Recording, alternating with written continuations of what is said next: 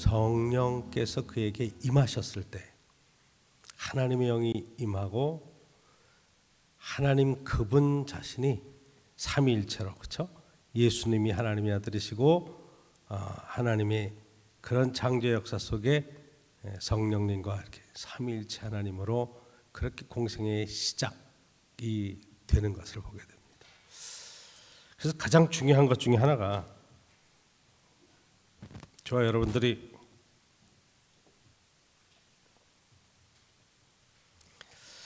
하늘에서 소리가 들렸다. 이 하늘이 열리면서 우리가 세례 받으실 때 성령께서 내리시고 하늘에서 음성이 들렸다. 이는 내 사랑하는 자요, 내 기뻐하는 자라. 저와 여러분들에게 하나님께서 이 시간에 뭐라고 말씀하실까? 만약에 하나님께서 나를 보시면서 뭐라고 말씀하실까? 노아의 시대에는 사람들이 하는 행위가 하도 악해서 하나님이 보시고 한탄하셨다 이렇게 쓰거든요. 한탄하셨다. 그의 지으셨음을 후회하시며 한탄하셨다. 하나님도 후회하시나? 하나님도 한탄하시나? 근데 하나님의 한탄과 후회는 우리들의 모습을 보고 나타나는 안타까운 모습이라는 걸 여러분 꼭 기억하셔야 돼요. 나를 보시고는 뭐라고 말씀하실까? 조금 더 이 말씀이 나가면서 오늘 4장으로 넘어갑니다. 그리고 자, 한번 4장 1절 보십시오. 그때에 예수께서 성령에게 이끌려, 성령에게 이끌리셔서 마귀에게 시험을 받으러 광야에 가사, 광야로 가사. 성령에 이끌리셔서, 그러니까 성령 충만하시고 비둘 같은 성령이 내리셔서 성령의 인도함을 받아서 광야로 나가시는데, 거기에 왜 마귀에게 시험을 받으러 가시는 거예요? 신기하잖아요. 예수 그리스도 하나님의 아들이신데, 그분은 하나님이신데 그 주님께서 성령의 이끌림을 받으시는데 사탄의 시험을 받고 마귀의 시험을 받는다. 그 40일을 줄이십니다. 40일을 금식하고 줄이셨어요. 40일 금식기도 한다는 게 굉장한 일이잖아요. 저도 3일, 7일, 20일 금식기도는 해봤는데 40일까지는 못 해봤어요. 왜? 40일 한 번 하고 또 2번 이렇게 금식하는 분들도 있는데, 제가 이렇게 쭉 보니까 40일을 하면 몸이 많이 망가져요. 그때 굉장히 많은 변화가 일어납니다. 근데 이제 여러분 40일을 지난 뒤에 첫 번째 시험이, 마귀가 하는 시험이, 네가 하나님의 아들이거든 명하여 이 돌들로 떡덩이가 되게 하라. 돌을 떠서 떡덩이가 되게 하라. 그것으로 내 문제를 해결해라. 너는 기적을 경험하고. 그렇죠? 어쨌든 굶주린 사람에게 가장 필요한 것이 뭐겠어요? 먹는 것 문제 아니겠어요? 이 땅에 지금 제일 근본적으로 해결해야 될 문제가 뭐예요? 먹고 사는 문제가 아니겠어요? 그랬더니 예수님께서 말씀하십니다. 4절에 기록되었을 때 사람이 떡으로만 살 것이 아니요, 그렇죠? 떡으로만 사는 것이 아니라는 거예요. 떡으로 사는 게 아니라, 이런 차원이 아니라 떡으로만이라는 표현을 여러분 잘 보셔야 돼요. 떡으로만 살 것이 아니요 하나님의 입에서 나오는 모든 말씀으로 살 것이라. 기록되었을 때, 이 기록은 신명기의 말씀이에요. 신명기. 신명기는 하나님의 법전이죠. 그렇죠? 하나님의 율법을 새로 해석하고 말씀하신 하나님의 말씀이에요. 그래서 이 신명기 법전은 참으로 구약성경과 신약 전체에 있어서 굉장히 중요한 얘기를 하죠. 두 번째로 마귀가 예수님을 거룩한 산 성전 꼭대기에 세우시고 내가 만일 하나님의 아들이거든 뛰어내려라 얘기하죠. 마귀도 하나님의 말씀을 인용합니다. 기록되었을 때, 그렇죠? 몇 절에? 6절에 기록되었을 때 그가 너를 위하여 그의 사자들을 명하시리니 그들이 손으로 너를 받들어 발이 돌에 부딪히지 않게 하리라 하였느니라. 이 시편의 말씀이에요. 하나님의 말씀을 어디서 인용하는가 여러분 굉장히 중요하게 여러분 생각해야 돼요. 이 시편, 그 말 시에 대한 이야기. 자,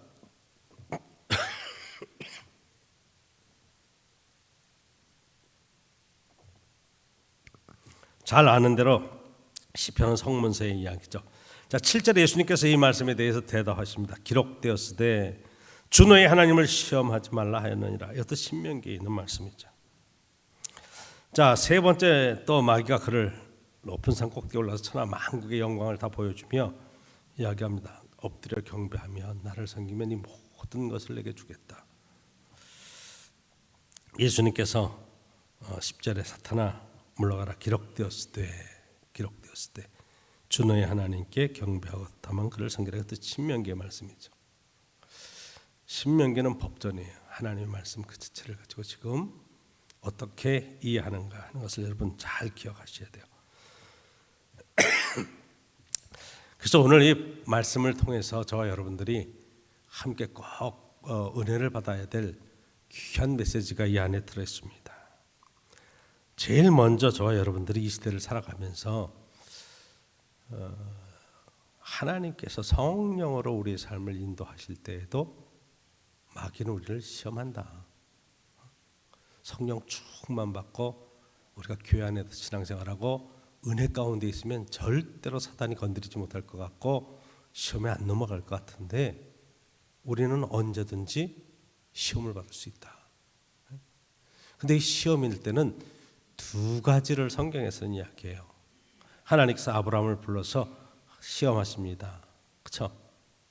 내가 내 독자 사랑하는 아들 이삭을 내게 드려라. 그렇게 시험하시죠. 이 시험은 테스트하는 거예요. 그래서 이 시험은 통과하는 거예요. 여러분들이 학교에서 아이들 진급 시험을 보고 고등학교 시험을 보고 대학 들어가는 시험을 보고 하는 입시 시험이라든가 뭐 수능이라든가 여러 가지 그런 과정에서 보는 시험은 이 아이를 테스트하는 거예요. 그렇죠? 실력이 어느 정도 되는지, 그래서 거기 합격할는지 떨어질는지 이런 것들을 실력을 재보는 테스트가 있어요. 예를 들어서 여러분이 공무원 시험을 본다. 그거는 합격을 위한 시험이에요. 그렇죠? 적정한 사람을 뽑으려고 하는 그런 기준이 있어서 그걸 테스트해서 자격을 갖춘 사람을 통과시키는 거예요. 운전면허 시험이다. 마찬가지예요. 운전 못하게 하려고 하는 것이 아니라 자격을 갖춘 사람에게 거기에 합당한 기능과 활성을 할 수 있도록 주는 테스트예요. 이건 무조건 합격해야 되죠. 하나님 우리를 테스트하실 때는 무조건 합격해야 돼요. 그런데 여기 오늘 사탄이 성령의 인도함을 받을 때 시험하는 이 시험의 내용은 영어로는 템프테이션이라고 그러는데 유혹하는 거예요. 넘어뜨리는 거예요. 이 시험에는 여러분 무조건 이겨야 되는 거예요. 이건 여기에 넘어가면 안 돼요. 사단은 아주 교묘한 방법으로 우리를 시험하는 거예요. 이 시험에 불합격하고 이 시험에 넘어가면 죄를 짓게 돼요. 죄를 짓게 돼요. 제일 심각한 거 이게. 창세기에 하나님께서 아담과 하와를 창조하시고 만드시고 에덴 동산에 나왔을 때 그때 누가 찾아오냐면 옛뱀 사단 마귀가 찾아오잖아요. 그렇죠? 그리고 유혹합니다. 시험하는 거예요. 근데 그 유혹에 넘어지는 거예요. 이 유혹에 넘어가면 에덴 동산을 뺏기는 거죠. 그리고 거기서 쫓겨나는 거예요. 그렇잖아요? 그러니까 이 시험은 무조건 이겨야 되는 싸움이에요. 그러니까 이 사단과의 싸움, 영적인 싸움이라 이 말이에요. 그런데 기가 막히게 약점을 파고 들어와요. 그래서 이게 어려운 거예요. 오늘 저와 여러분들이 교회 나와서 함께 이렇게 예배드리지만 기가 막히게 우리 신앙생활과 일상생활 속에 사단은 계속 우리를 시험합니다. 일어섰다고 말하면 넘어질 것을 대비해야 돼요. 넘어지지 말아야 된다는 거예요. 그렇잖아요? 생각해 보세요. 근데 예수님조차도 이 땅에 사람의 몸을 입고 딱 들어오시니까 시험하잖아요. 그렇죠? 성령의 인도함을 받는데도 시험을 해요. 유혹한다 이 말이에요. 넘어뜨리려고 하는 거예요. 그러니까 사탄이 제일 많이 유혹하는 것은 사람 자체에 관한 얘기 아니라 하나님의 계획을 망치려고 하는 거예요. 그렇죠? 하나님의 인류 구원 계획을 망치려고 하는 거예요. 창세기 아담과 하와를 통해서 이 땅에 하나님의 축복된 땅 세계를 만드시는 것에 대한 방해를 하는 거예요. 그러니까 저와 여러분들이 하나님 뜻 안에서 행복하게 살고 정말 복되게 사는 것을 방해하는 세력들이 있어요. 망치려고 해요. 예를 들어서 목사님이 목회를 열심히 하는데 그걸 브레이크를 걸고 망치게 하는 그런 생각이 우리 속에 들어온다. 굉장히 큰 시련. 교회가 막 시험에 들고 어려움에 들고 만드는 그런 앞에 쓰임 받는다. 굉장한 시련. 여러분, 가롯 유다가 예수님을 팔 때에 그냥 판 게 아니에요. 그의 마음속에 사탄이 들어가는 거예요. 그렇죠? 생각을 빼앗겨버리고 마음을 빼앗겼어요. 그래가지고 뭘 망치려고 그래? 예수님의 사역을 망치려고 그러는 거잖아요. 그렇죠? 예수님을 은삼십에 팔아버렸잖아요. 이게 제일 큰 문제예요. 그러니까 우리가 시험을 받느냐 안 시험을 받느냐 이 이야기는 내 안에 늘 성령 안에서 거룩한 생각을 가지고 하나님 앞에 쓰임받는 인생을 살려고 하느냐, 하나님의 사역에 도움이 되고 하나님의 사역에 쓰임받고 하나님의 사역에 인도함을 받는 삶을 살아가느냐, 아니면 하나님의 일을 망치려고 하느냐, 굉장히 중요한 거예요. 그러니까 이 영적인 분별력이 저와 여러분들에게 꼭 필요하단 말이에요. 시험은 여러분 다양하게 우리가 옵니다. 근데 이 시험이 하나님께로부터 오는 테스트의 시험인지 사탄으로부터 오는 유혹의 시험인지 이거를 분별할 수 있어야 돼. 근데 이것을 분별하지 못하고 나면 어떤 현상들이 나는 거 아니? 목사님 나 요즘 시험에 들었어요. 근데 시험에 들었다고 하는 내용 보니까 순 자기 의와 자기의 이런 것이 사로잡혀가지고, 여러분 야고보서에 보면 하나님은 아무나 시험하시지 않아요. 내가 시험이 온다, 하나님이 날 시험하신다. 그럴 때에 정확하게 딱 집어서 하는 얘기가, 모든 시험 하나님이 하는 거 아니다. 내 마음의 욕심에 이끌려서 네가 미혹되기 때문에 당하는 시험이라. 그렇죠? 이거는 끌어내야 되는 거예요. 극복해내고 이겨야 되는 거예요. 영적인 싸움에 저와 여러분들이 이 새해 벽두에 꼭 이렇게 해나갈 수 있기를 주 여러분 간절히 축원합니다. 굉장히 중요한 거잖아요. 신앙생활을 가면서 이 유혹을 이기지 못하면 늘 시험해 봅니다. 기분 나쁜 거예요.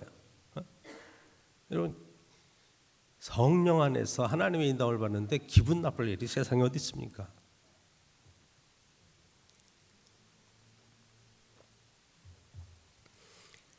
하나님께서 이스라엘 백성들을 이끌어서 광야를 지나게 하시면 이스라엘 백성들이 신명기 보면 하나님 앞에 순종하는가 순종하지 않는가 이것을 하나님이 시험하시고자 함이라 그런 거거든요.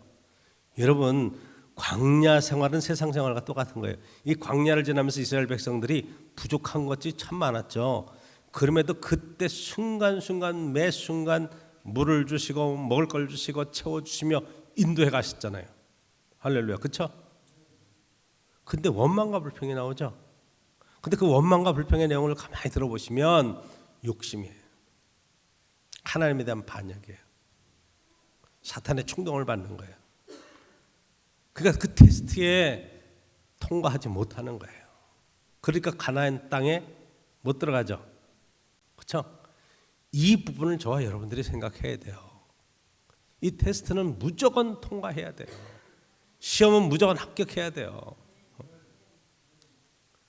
굉장히 중요한 지금 신앙생활의 출발점서부터 시험에 들어오는 거예요.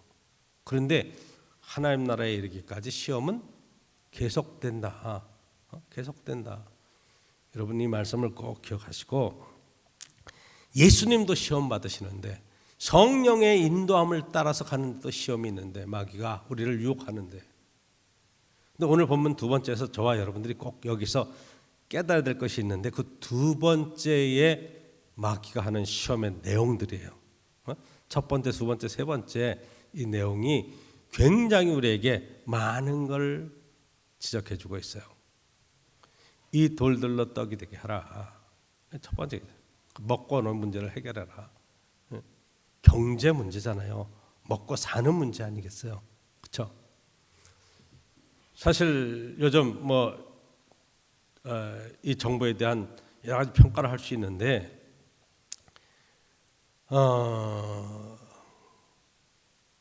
어떤 후보 하나가 그래도 전두환 때가 훨씬 좋았다. 그랬더니 막 난리가 났죠. 왜? 그때는 아무 문제 없어. 경제가 호황이었고 그때 살만했다. 다만 이 정권 자체가 군사 쿠데타에 의한 그런 거니까 정의롭지 못한 출발에서 문제지 사는 데는 그때가 지금보다 훨씬 낫다 이렇게 비교를 했더니 막 난리가 났었죠. 맞아요. 공과 과가 있는 거예요. 근데 지금 왜 그런 생각이 들어오겠어요? 경제가 그때보다 훨씬 살기가 힘들다. 집값 폭등서부터 시작해서 물가 해가지고 요즘 사는 게 만만치가 않아요. 특히 또 코로나 때문에 일상적인 여러 가지 경제 활동들이 막 이렇게 무너지고 나니까 그런 평가를 해가지고 저도 거기에는 찬성하지는 않습니다만은 근데 다들 하는 얘기들이 결국 정치는 백성들이 얼마나 편안하게 잘 사는가 먹는 문제라 경제 문제라 사는 문제라 이게 무너지면 다 무너진다 이렇게 지금 이야기를 하는 거죠. 베네수엘라라고 하는 나라가 저 중남미에 있습니다. 그렇죠? 아주 강국이었어요. 석유 부국이었죠. 그런데 지도자가 바뀌었어요. 그래서 이 사람은 좀 사회주의적인 어떤 그런 관점을 가지고 국가를 운영을 했는데 외국 자본들이 들어와서 갖고 있는 정유회사를 다 국유화시키고 다 쫓아냈어요. 그러나서부터는 문제가 생깁니다. 기름값, 원유값이 떨어지면서 문제가 생기죠. 그리고 기술자들이 나가니까 이게 생산성이 안 좋죠. 그러니까 이게 사회주의로 들어가면서 국민들에게 이제 연금서부터 시작해서 막 생활하자 자금들을 막 국가 예산이 있으니까 수입이 있으니까 썼는데 경제가 거꾸로지면서 돈을 줄 수가 없는 상황이 돼버린 거예요. 근데 그 방법을 어떻게 해결하느냐? 여러분 쉽습니다. 찍어내면 되는 거예요. 그렇죠? 100만 원씩 주던 거 100만 원씩 줘요. 근데 어떻게? 은행에서 찍어서 주는 거예요. 그러니까 화폐 가치가 떨어지기 시작하죠. 그렇죠? 인플레이션이 이런 말할 수 없어요. 그래서 여러분 혹시 뉴스나 유튜브 같은 거 보시면 알겠지만 거기에 뭘 하나 살려면 돈을 막 이렇게 싸가지고 가야 될 정도로 그렇게 경제가 힘들어졌어요. 결국 먹고 살기 위해서는 해외로 나가고 미국으로 난민 나가고 난리도 아니죠. 주유소에 이렇게 갔더니 주유소에 기름을 그냥 넣어줘요. 워낙 산유국이니까 기름 돈을 주니까 돈을 안 받아. 그러니까 칫솔 하나 주니까 고맙다고 받더라고. 차에 기름 가득 넣고 칫솔 하나. 그러니까 경제가 완전히 무너지면 그런 현상이 나는 거예요. 집안 식구들이 한 가정도 이렇게 함께 모여 사는 가정들이 별로 없어요. 왜? 다 돈벌러 뿔뿔이 흩어지고 이렇게 나가버렸거든요. 그러니까 그 나라의 경제적인 수준이 어떻게 되느냐 굉장히 중요하죠. 그러니까 지금 예수님께 첫 번째 시험은 바로 이 부분입니다. 먹고 사는 문제를 어떻게 해결할 것이냐. 그러니까 먹고 사는 문제가 해결되면 그 다음 단계로 나갈 수 있는 거예요. 그렇죠? 근데 이거는 어떻게 생각하면 육체적인 욕구이기도 합니다. 먹어야 사니까 우선. 그랬더니 예수님께서 기록되었으되 사람이 떡으로만 살 것이 아니요 하나님의 입에서부터 나오는 모든 말씀으로 살 것이니라 이렇게 대답하시잖아요. 그렇죠? 떡으로만 사는 것은 아니다. 떡도 먹어야 하지만 그다음에 뭐예요? 하나님의 말씀이 삶의 기준이 돼야 된다. 할렐루야. 여러분 경제 문제인 것 같아도 더 깊이 들어가면 우리의 마음의 가치관의 문제이고 하나님을 향한 인성의 문제예요. 신성의 문제예요. 우리의 상태가 어떻게 되어 있느냐, 이게 굉장히 중요한 거예요. 우리의 마음이 정말로 부정적인 것으로 가득 차 있느냐, 긍정으로 차 있느냐, 굉장히 중요해요.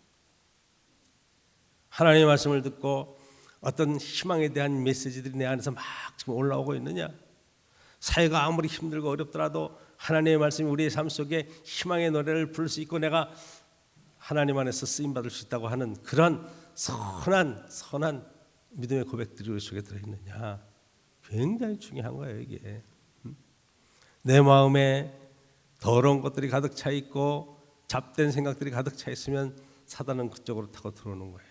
가장 약한 것을 타고 들어오는 거죠. 유혹하는 겁니다.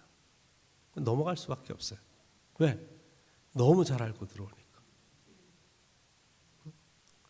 여러분, 경제 문제가 아니에요. 더 깊이 들어가면 가치관의 문제란 말이에요. 근데 그게 말과 행동과 삶이 일치하려면 말씀하시는 대로 따라가겠다 하는 거죠. 하나님의 말씀으로 살겠다. 그래서 여러분, 새벽마다 말씀을 읽고 묵상하고 기도하고 말씀으로 나를 다스리는 것이 얼마나 중요한지 몰라요. 할렐루야. 말씀으로 승리해갈 수 있기를 주 여러분 축복합니다. 두 번째, 오늘 거기에 사탄이 하는 시험 가운데 두 번째가 성전 꼭대기 갖다 세우고 뛰어내리라는 거예요. 그렇죠?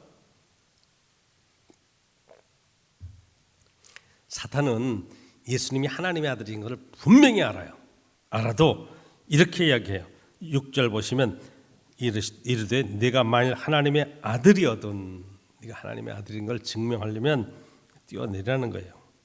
그리고 성경 말씀을 기록하죠.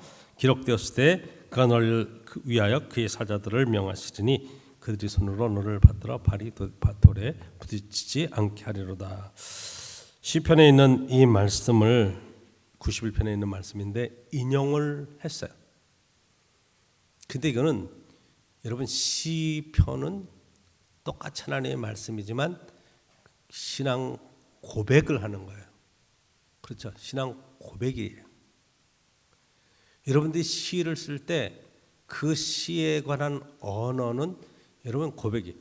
예를 들어서 시편에 하나님께서 구름마차를 타시고 바람과 같이 진행하신다 그러면 정말 구름마차가 있는 건가요? 가만히 생각해 보세요. 하나님이 동에서부터 달리셔서 서를 향해서 태양을 명하셨다. 그러면 태양이 막 달려가도록 하나님께서 말씀하시고 명령하시면 그게 하나의 큰 질서와 틀을 가지고 우리가 느끼는 감정의 신앙 고백이죠. 다윗이 고백합니다. 내가 눈물로 내 침상을 띄었습니다. 그러면 여러분 막 울면 침대가 막 뜨나요? 눈물을 너무 많이 흘려서 그 눈물에 침대가 떴다. 그게 표현이죠. 내 마음에 얼마나 큰 애통과 슬픔이 있는가 하는 표현이지 사실적 언어가 아니라는 거예요. 이것을 구별하지 못하면 저와 여러분들이 하나님의 말씀이 신명기에서 나오는 말씀과 시편의 말씀과 역사서에 나오는 말씀들이 막 이렇게 혼재가 되면 이 해석을 잘 못해요. 그래서 요한계시록을 풀 때도 마찬가지예요. 그 계시의 언어를 문자적으로 푸니까 예를 들어서 14만 4천 명 하나님께서 택하시고 하면 14만 4천 명 각 지파별로 막 12 곱하기 12 곱하기 해서 1000 해가지고 14만 4천 명 만들어놨더니 그게 자연수인 줄 알아요. 해석을 그렇게 해버리는 거예요. 1000이라는 것은요, 서양에서는 그게 최고의 단위잖아요. 1000. 우리 동양은 만 단위잖아요. 만에서 단위가 올라가잖아요. 단십, 백천, 만. 그 다음에 10만, 100만, 1000만 이렇게 해가지고 이렇게 만 단위로 우린 단위는 거기는 1000 단위로 단위가 올라가는 거예요. 그러니까 그 단위 속에 제일 큰 단위로 얘기해서 그렇게 숫자를 이야기한 것을 그냥 풀어버릴 때 자연수로 풀어버리니까 그걸 해석을 못하는 거예요.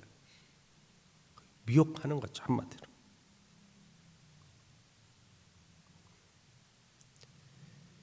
자, 이것은 정말로 이게 그러니까 예수님께서 문자적으로 딱 풀어버리니까 7절에 뭐라고 대답하시는 거 아니? 또 기록되었을 때 주 너의 하나님을 시험하지 말라 하셨느니라. 하나님을 그렇게 시험하는 거예요.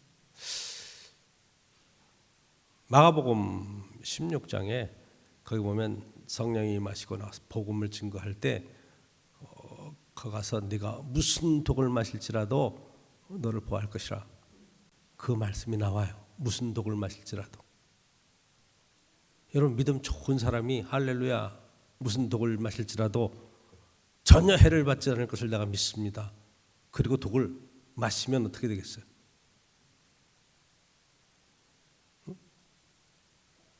죽죠. 누가 얘기하더라고. 뭐 꺼벙인가 하는 애가 이렇게 뭐 병을 하나 볶거든요. 영어 배우더니 그 병을 마셨대. 그때 죽더래. 그러면 이거 단 건데 왜 죽냐고 말해. 이거 단 건데. 여러분, 단 거가 아니고 덴저예요. 그게 덴저라고. 단 거가 아니라. 그냥 보이는 대로 읽고 그 뜻을 모르면 문자만 보고 그냥 함부로 행동을 하면 죽을 수도 있어요. 어떤 분이 예수님이 그 무리를 걸으시는 얘기를 보고 자기도 베드로처럼 무리를 걷겠다. 그리고 딱 나갔는데, 여러분, 베드로도 걷다가 빠지죠. 그렇죠? 걷다가 빠지잖아요. 근데 한강을 여러분 내가 믿음으로 건너야겠다. 그리고 작정을 하고 한강을 걸어서 건넌다면 건널 수 있겠습니까? 그렇게 작정하는 것 자체가 바보 같은 짓이죠. 왜? 한강 다리가 얼마나 많아. 좋은 다리가 그렇게 많이 현대에 지어놨는데 누가 무리를 걸으래. 그러니까 시대를 통해서 그 말씀이 하시는 게 뭐냐는 거예요. 자연과 풍랑을 다 다스리시며 정말로 주님을 바라봤을 때 그 어떤 세력도 침범하지 못하는 놀라운 은혜에 관한 이야기를 하나의 사건화시켜서 희화화하는 것 자체가 얼마나 무지한 해석인지 여러분 그걸 볼 수 있어야 된다 이 말이에요. 바로 이거예요. 그렇게 하나님을 시험하지 말아야 되는 거예요.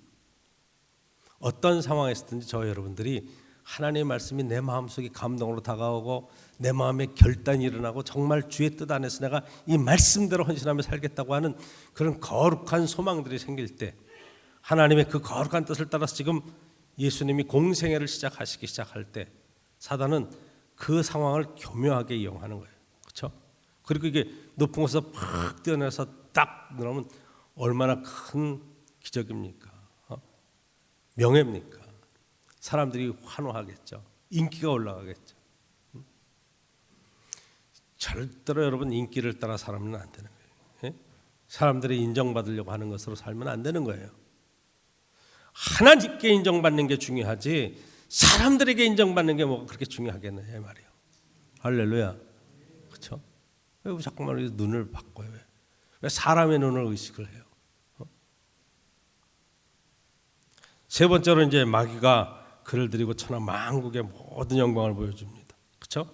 9절에 내게 엎드려 경배하면 이 모든 것을 내게 주리라. 그렇죠? 사단을 섬기면 모든 것을 줍니다. 파우스트에 보면 거기에 영혼을 사단에게 팔아버리죠. 문제가 심각해지는 거예요. 그 인생은 그로부터 파멸로 들어가는 거죠. 내가 내 영혼을 팔아서라도 내가 이 시대에 최고의 부여를 노리고 싶다. 이런 생각하는 사람들이 참 많아요. 양심도 팔고 막 다 팔아버리죠. 악한 사람들이 있어요. 도저히 저럴 수 없는 사람인데도 불구하고 그렇게 하면 안 되는데도 불구하고 그래서 이 모든 권력 이런 부유한 삶의 큰 권능 이런 것들로 채워지기를 원하는 천하 만국의 모든 권세를 갖기를 원하는 10절에 예수님께서 말씀하시죠. 사탄아 물러가라. 사탄아 물러가라. 사탄아 물러가라. 기록되었으되 주 너의 하나님을 하나님께 경배하고 다만 그를 섬기라 하였나니. 절대로 뺏기지 말아야 될 거예요. 구약 성경에 제일 이 유다 실패하는 원인이 뭐냐? 바로 여기에 있는 거예요. 이스라엘 실패하는 원인이 어디 있느냐? 왜 우상을 따라가느냐? 왜 백성들 하나님 말씀으로 안 들어오고 자꾸만 비는 거예요. 그리고 거기에 세상의 모든 부귀영화 안전과 권세를 받아 누리려고 하는 마음이 그 속에 들어 있는 거죠. 자, 사단은 아주 교묘하게 우리의 약점을 파고 들어옵니다. 경제적으로 힘이 듭니까? 인간관계에 있어서 힘이 듭니까? 내가 더 명예를 얻고 싶어 합니까? 권력을 갖고 싶어 합니까? 기가 막힌 방법들로 우리를 포장하고 나의 가치를 높이려고 하는 그런 생각들을 우리 속에 갖고 있죠. 사단은 기가 막힌 걸로 뚫고 들어와서 나를 유혹하고 하나님의 일을 하지 못하도록, 하나님의 뜻을 이루지 못하도록 자꾸 끌고 가는 거예요. 여러분, 사회에서 경제적인 활동을 할 때도 마찬가지죠. 이게 지금 정당한 건가, 정당하지 않은 건가 구별해야죠. 그렇죠? 오스람이라고 하는 데서 지금 사고가 났어요. 뭐 단위가 막 1,880억을 직원이 유용했다는데 구속됐죠. 보니까 저는 1,880억이 어느 정도의 돈인지 잘 감이 안 되는 거예요. 주식을 샀는데 1,400 얼마를 억을 주고 샀단 팔았는데 뭐 야, 그러니 도저히 상상을 할 수 없어. 그 돈을 다룰 수 있다는 그런 그런 어떤 그런 직위도 참 중요하겠지만 그렇게 믿고 맡겼는데 그걸 가지고 어쨌든 자기가 마음대로 했다는. 그러니까 회사 돈이라 이건 내 거가 아니다. 근데 내 것처럼 썼어요. 이게 죄가 되는 거예요. 이해가 되시죠? 하나님께서 우리에게 주신 게 있어요. 내 것처럼 쓰면 안 되는 거겠죠. 그렇죠? 하나님이 내게 재능을 주시고 내게 생명을 주시고 내 삶의 모든 것들을 하나님이 주셔서 하나님의 거룩한 뜻을 위해서 쓰게 하셨는데 내 생각으로 내 마음대로 그것을 썼다. 너 뭐 하다 왔냐? 난 이만큼 회사 돈을 냈고 이만큼 재산도 모았고 이만큼 뭐도 했고 다 너를 위해서 했구나. 우리는 할 말이 없는 거예요. 하나님 앞에 어떤 자세를 우리가 가져야 되는가 굉장히 중요한 거죠. 이 시험에 이길 수 있는 방법이 한 가지 방법뿐이 없어요. 오늘 예수님께서 딱 보신 기록되었을 때, 그렇죠? 세 번째 기록되었을 때, 그 뭘 기록한 거예요? 하나님의 말씀, 하나님의 뜻, 그렇죠? 하나님께서 정말 원하시는 것이 무엇인지를 정확하게 찝어내시잖아. 할렐루야. 저 여러분들이 말씀을 묵상하라는 것은 바로 여기에요. 왜 모세오경이 중요한가? 율법서가 왜 중요한가? 굉장히 중요한 거예요. 왜 복음서가 중요한가? 이 복된 소식이 어떻게 퍼져나갔는가 하는 것이 사도행전이고 각 개교회에 적용됐을 때 그 문제 속에서 어떻게 복음이 적용되는가 하는 것이 여러분 서신서고 이 말씀대로 어떻게 하나님의 교회가 어떤 시련과 고난 속에서도 어떤 희망의 메시지를 갖고 승리해 나갔는가 쓰는 것이 계시록이 맨 마지막 상황이라고 여러분 보시면 이것도 또한 오해예요. 언제나 저 여러분들은 종말적인 삶을 살고 있는 사람들이잖아요. 그렇죠? 주님 부르시면 그때가 종말이에요. 세상 종말이 오기 전에 내 인생의 종말이 올 수도 있고. 그러니까 우리는 언제나 종말적인 삶을 준비하면서 살아야 되는데 이게 잘 안 돼요. 그냥 계속 반복될 줄만 아는 거예요. 여러분, 말씀대로 산다는 게 뭐예요? 요한복음 1장에 보면 태초에 말씀이 계시니라 그러죠. 이 말씀이 하나님과 함께 계셨으니 이 말씀은 곧 하나님이라 그러죠. 그러니까 말씀이 태초로부터 계셨는데 이 말씀이 하나님이세요. 그러니까 여러분 말씀에 기록된 대로 하나님 뜻대로라고 하는 것은 성경이 하나님의 마음을 품는 것, 그리스도의 마음을 품는 것. 이 말씀이 육신이 되어 우리 가운데 오셨다고 얘기하면서 요한복음은 그분이 예수 그리스도로 말씀이 육신이 되어 우리 가운데 거하시니 우리 그의 영광을 보게 되었다고요. 예수님을 통한 성령님을 통한. 근데 우리가 말씀대로 살아간다고 얘기할 때 오늘 본문에 보니까 사단이 계속 방해를 하죠. 여기서 여러분 갈등하지 말아야 돼요. 말씀 속에 우리가 세워져 있으면 바른 판단을 할 수 있고 바른 선택을 할 수 있는 거예요. 할렐루야. 그렇죠? 내 판단의 기준이 어딘가? 내 선택의 기준이 어디 있어요? 내 감정이에요? 내 생각이에요? 내 경험이에요? 뛰어넘어야죠. 그렇죠? 하나님의 말씀이 기준이 돼야죠. 예수 그리스도의 마음을 품고 세상을 보니까 세상이 다 긍정으로 보이는 거예요. 죄도 긍휼로 보이는 거예요. 모든 시련과 어려움도 감사로 보이는 거예요. 눈이 바뀌는 거죠. 그렇죠? 생각이 바뀌는 거죠. 이걸 바꾸지 못하면 여러분 늘 나만 먹습니다. 이 살기 좋은 세상, 얼마나 우리에게 하나님이 축복으로 주신 아름다운 세상에 내 마음이 상처받고 기분도 우울하고 아이고 이놈의 세상 어떻게 이렇게 해서 굉장히 부정적이고 슬프고 이런 사람으로 바뀌어지는 거예요. 긍정의 마음을 갖고 보니까 세상이 정말로 살만하고 세상에 이런 세상이 어디 있어요? 이렇게 좋은 세상이 어디 있어요? 이 하나님이 이 시대를 살게 하신 것 얼마나 감사해요. 열심히 최선을 다해서 살다가 주님 부르시면 할렐루야 기쁨으로 갈 수 있는 그런 소망이 우리 속에 있다면 오늘도 할만하잖아요. 믿음으로 여러분 승리해 갈 수 있기를 간절히 축원합니다. 11절 결론적으로 한번 보십시오. 이에 마귀는 예수를 떠나고 천사들이 나와서 수종드니라. 그렇죠? 마귀는 떠나고 천사의 인도함을 받는 것은 바로 이 어려운 유혹에서 승리한 사람들의 특권이라 이 말이에요. 오늘도 여러분 천사가 인도하는 참 좋은 날 멋지게 승리해 갈 수 있기를 간절히 축복합니다.